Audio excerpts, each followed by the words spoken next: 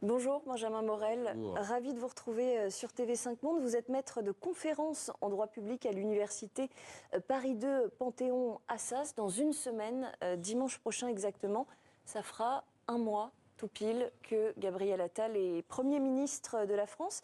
Il a prononcé cette semaine son très attendu discours de politique générale. Il a mis en avant voilà, ses valeurs de travail, des mesures aussi punitives contre les jeunes délinquants. Ça fait partie des choses qui ont marqué dans ce discours.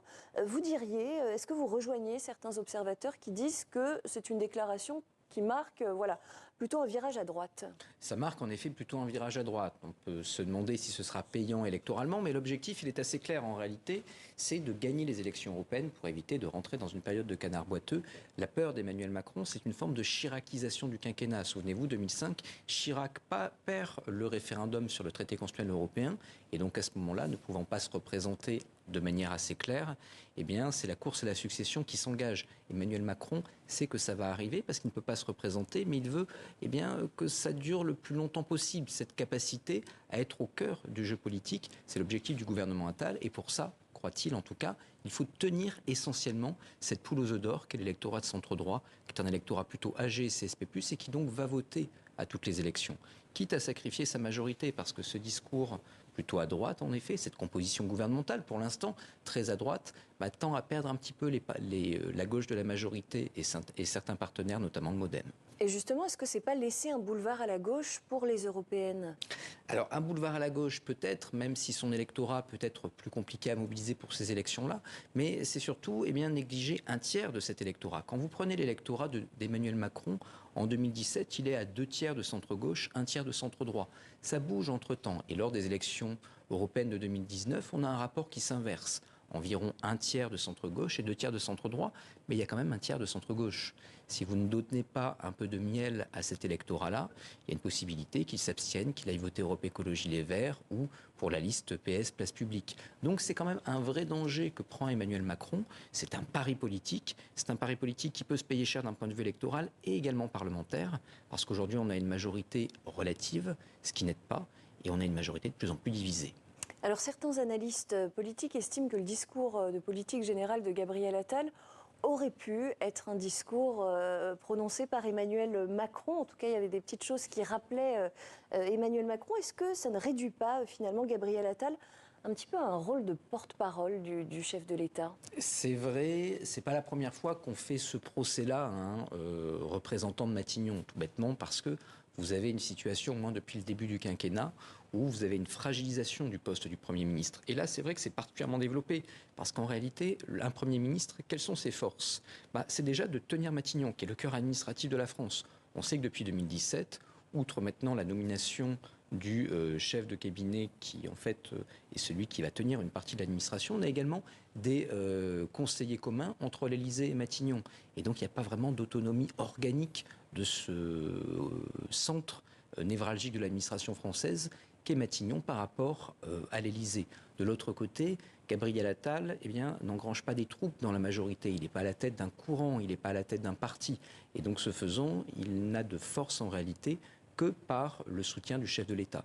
Donc on a en effet un peu l'impression d'un super porte-parole, mais là encore, c'est une volonté d'Emmanuel Macron de tenir réellement jusqu'au bout et de manière très très claire son gouvernement et sa majorité pour continuer à gouverner. Alors Gabriel Attal, depuis sa prise de fonction, il est confronté à plusieurs crises, à commencer par celle des agriculteurs. Il multiplie les déplacements sur le terrain, il multiplie les annonces. Dernière série d'annonces en date, c'était jeudi, juste avant les annonces d'Emmanuel Macron au sommet européen de Bruxelles en faveur des agriculteurs. En termes de communication, ce choix de faire parler Gabriel Attal juste avant le chef de l'État, il y avait une stratégie, c'était voulu? Je crois qu'il y a eu beaucoup d'errance de communication dans cette crise en réalité, parce que là il parle avant le chef de l'État, mais lors du discours de politique générale... Voilà, de mesures, il annonce des mesures françaises pour les agriculteurs, et juste après Emmanuel Macron annonce des mesures européennes pour les agriculteurs. Et avant le discours de politique générale, ce qui à mon avis ne s'était jamais vu, vous avez un président de la République qui prend également la parole pour parler de la même crise, alors qu'en réalité, il avait déjà fait en 2017 à Édouard Philippe, mais il y avait quand même quelques jours de décalage. Donc on voit que là-dessus, il y a eu une volonté d'avoir une répartition des rôles.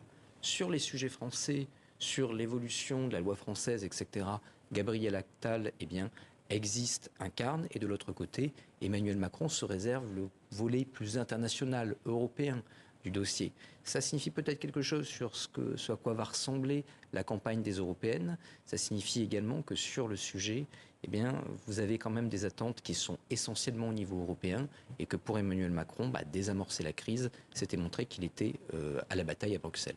Et en même temps, de mémoire, je ne crois pas qu'un gouvernement français se soit autant précipité par le passé pour essayer de répondre si rapidement aux revendications des agriculteurs. Comment est-ce que vous l'expliquez? Est-ce que le gouvernement a peur tout simplement que la situation lui échappe, devienne absolument incontrôlable? Il faut comprendre la logique de la nomination de Gabriel Attal. Il n'était pas urgent de changer de Premier ministre, sauf si vous considérez qu'en effet, il faut gagner les européennes et il faut éviter les canards boiteux. C'est un gouvernement de campagne. On parlait tout à l'heure des divisions au sein de la majorité. L'objectif n'est pas d'abord de légiférer. Quand vous prenez les annonces de Gabriel Attal, beaucoup relèvent du domaine réglementaire, voire parfois de la circulaire. Il faut communiquer, il faut exister, il faut donner le sentiment que le gouvernement est à la manœuvre, agit de manière concrète et change le réel, en vue notamment de faire campagne pour les européennes. Le problème de cette crise agricole, il est double. Le premier élément, c'est que votre souffle, le grand souffle qui doit vous porter jusqu'au mois de juin, il se heurte très rapidement à un tracteur. Et donc, ce faisant, le discours politique général, au fond, qu'en retient-on? Pas grand-chose, parce qu'il a été éclipsé. Et donc là, on a un premier problème, coupure de souffle. Le deuxième problème, c'est qu'il y a tout ce narratif sur une forme de parole performative. Autrement dit, ça veut dire que la crise agricole, quelque part, elle échappe un peu à l'exécutif? Elle échappe à l'exécutif parce qu'elle vient heurter un agenda qui était pensé. Et cet agenda pensé, se retrouve tout d'un coup parasité sur un dossier sur lequel on ne voulait pas parler. L'objectif, c'était de parler d'ordre, d'école, de services publics, des choses sur lesquelles on pouvait agir à court terme et faire campagne. La crise agricole, qui remet en cause le narratif écologique, notamment du gouvernement, c'est pas du tout une bonne nouvelle en tout début de lancement d'une campagne et avec l'arrivée à Matignon. Et ça nuit encore une fois à cette parole performative. Le Premier ministre qui arrive et qui dit j'agis et je fais, ça se heurte à la réalité. En tout cas, ce mouvement de colère, ces mécontentements, ils ne traversent pas que le secteur agricole. On a vu, par exemple, les chauffeurs taxis manifester. Jeudi, on a eu une grève des enseignants. En France, il y avait un professeur sur 5 qui était en grève. Hier, il y a eu également de nouvelles manifestations pour demander l'abrogation de la loi immigration. On imagine que Gabriel Attal ne va pas pouvoir être sur tous les fronts, répondre à toutes les revendications. Le fait qu'il ait accordé si vite des mesures, qu'il ait proposé si vite des solutions aux agriculteurs, est-ce que justement il ne va pas y avoir derrière un effet boomerang où d'autres corps de métier vont se dire s'il suffit de descendre dans la rue et de faire un petit peu peur au gouvernement avant les européennes, peut-être que nous aussi on peut faire pression et obtenir gain de cause? Il y a un danger, et là encore le danger il est multifactoriel. D'abord en effet parce que vous donnez le sentiment que vous pouvez céder à des revendications, ensuite parce que vous ne pouvez pas non plus céder tant que ça à des revendications. Là c'était des revendications sur des aspects normatifs. Symboliquement ça a coûté cher parce que le narratif écologique est embourbé, mais néanmoins financièrement, entre guillemets, on s'en sort. Le problème actuellement, c'est que vous avez quelqu'un d'autre au gouvernement, Bruno Le Maire, qui sort le sifflet de manière régulière en disant il n'y a plus d'argent, il n'y a plus d'argent. Donc là, on a un autre sujet qui va être un sujet comment éteindre des incendies sociaux sans eau dans le camion de pompiers. Le troisième élément, c'est qu'on a quand même toléré, dans le cas du mouvement agricole, des enfreintes à la légalité, un certain nombre d'actions relativement musclées, blocage d'autoroutes, etc., qu'on n'a pas toléré. Des actions qui sont illégales. Qui sont totalement illégales, qu'on n'a pas toléré d'autres mouvements. Et donc, vous ne pouvez pas d'un côté dire les soulèvements de la terre, c'est de l'écoterrorisme, dixit Gérald Darmanin, et de l'autre côté, considérer que là, si on enfreint la légalité, c'est pas grave parce que le mouvement est légitime. Parce que qui peut donner le degré de légitimité à un mouvement ou d'illégitimité? Et donc là, évidemment, la prochaine fois qu'on aura un mouvement dur qui enfreindra la légalité, le discours « la loi, c'est la loi » va être un discours plus dur à tenir, au moins dans les prochains mois. Alors justement, il y a une prochaine échéance, c'est mardi, nouvelle grève, nouvel appel à la grève des enseignants. On assiste à une forte mobilisation contre Amélie Oudéa-Castéra, la ministre de l'Éducation nationale. C'est un début de ministère qui commence quand même assez mal. On a le sentiment qu'elle est décrédibilisée depuis les polémiques qu'on a pu évoquer sur ce plateau. Est-ce que sa situation est tenable aujourd'hui ? De manière compliquée, parce qu'en réalité, quel est le premier rôle d'un ministre ? Le premier rôle d'un ministre, c'est d'incarner son administration. vous pouvez avoir envie de la réformer, vous pouvez en penser tout le mal de la terre. Néanmoins, il faut dire que vous êtes très très fier de diriger les gens que vous dirigez. Sinon, ça commence mal et c'est un problème. Par ailleurs, le super ministère était en lui-même un objet de polémique parce qu'il va falloir être un peu au four et au moulin, à la fois au sport et en même temps... Sur l'éducation et sur les sports, l'année des Jeux Olympiques. Exactement. Donc déjà, c'était pas très très habile à l'origine. Si en plus vous avez une ministre qui est décrédibilisée sur les deux dossiers, c'est très compliqué. Avec des rapports parlementaires sur quand elle présidait la Fédération française de tennis, etc. Tout ça pose aujourd'hui un certain nombre de problèmes.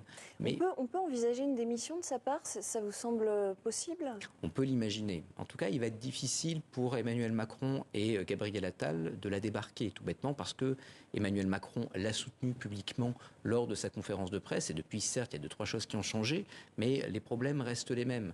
Donc, ce faisant, si on n'a pas une démission d'elle-même, ça risque d'être problématique. Mais la question, c'est la remplacer par qui? Peut-être aussi, on peut avoir le scénario d'Amélie Oudéa-Castéra qui pose sa démission, qui peut être refusée par Emmanuel Macron. On l'a déjà vu dans le gouvernement précédent. Alors, théoriquement, on ne peut pas refuser une démission. C'est un narratif. Ça a été fait avec Gérald Darmanin. Ça a été mis en scène avec Gérald Darmanin. Mais la réalité, c'est que prenez par exemple Gérard Collomb.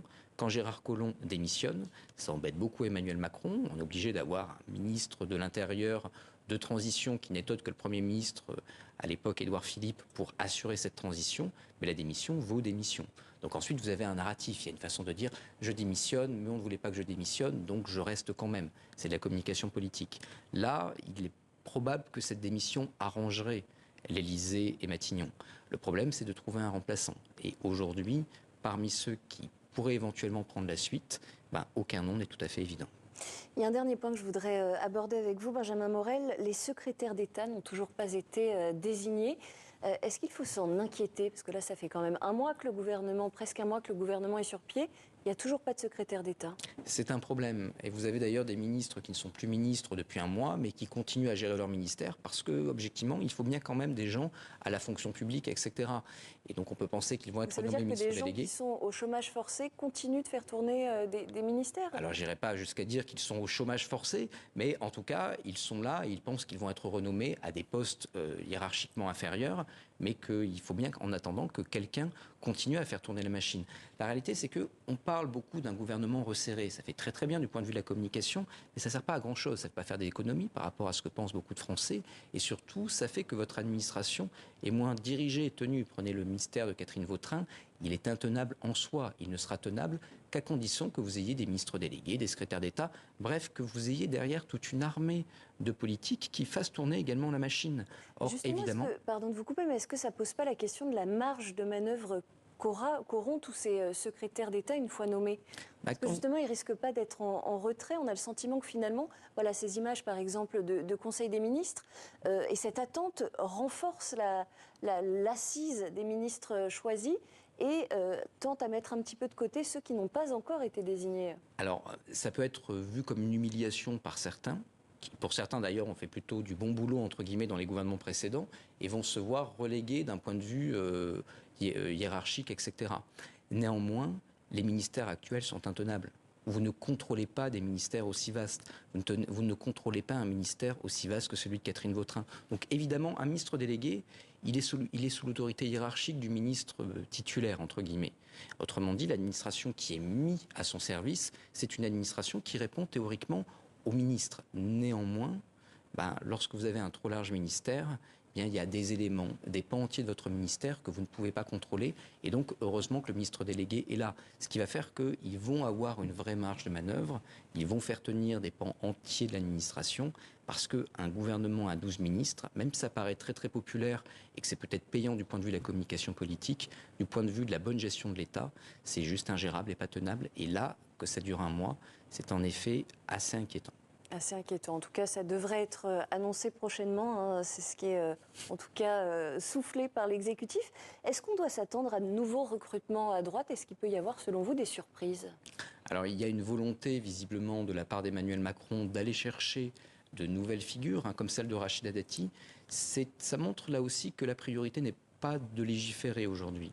Quand vous écoutez le discours de politique générale de Gabriel Attal, il y a peu de grandes lois, ce qui, à un moment, est l'objectif d'un discours de politique générale. On a vu que la gauche de la majorité, la ramener dans le giron n'était pas forcément la priorité. nommer de nouvelles têtes de chez LR, c'est se fâcher un peu plus avec Éric Ciotti, donc c'est se priver d'un partenaire potentiel sur beaucoup de lois, ce qui montre que l'objectif aujourd'hui est essentiellement politique, il n'est pas d'abord législatif. Merci beaucoup, Merci Benjamin Morel, d'avoir répondu à nos questions. À très bientôt.